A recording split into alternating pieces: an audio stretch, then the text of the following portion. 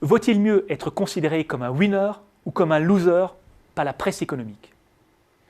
Tom Arnold, John Earl et David North ont analysé toutes les couvertures des magazines Business Week, Forbes et Fortune sur une période de 20 ans. Parmi ces 2080 couvertures, 593 mettaient une entreprise à la une. Les chercheurs ont alors évalué la tonalité de ces couvertures en utilisant une échelle de 1 à 5.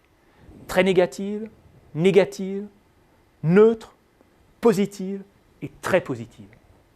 Arnold, Earl et North se sont alors intéressés à la performance boursière des entreprises les 2 années précédant la parution de la cover story. Comme on pouvait un peu s'y attendre, la performance des entreprises présentées comme des winners avait été très bonne, alors que celle des entreprises présentées comme des losers avait été très mauvaise. Heureusement, les chercheurs ne se sont pas arrêtés là. Ils sont aussi intéressés à la performance boursière des entreprises les 2 années suivant la parution de la cover story. Qu'advient-il des entreprises présentées comme des winners? Parviennent-elles à maintenir leur niveau de performance élevé? Qu'advient-il des entreprises présentées comme des losers? Sont-elles condamnées à un faible niveau de performance? Les résultats de l'étude sont très clairs. Alors que la performance des entreprises présentées comme des winners a tendance à décliner, celle des entreprises présentées comme des losers a tendance à s'améliorer.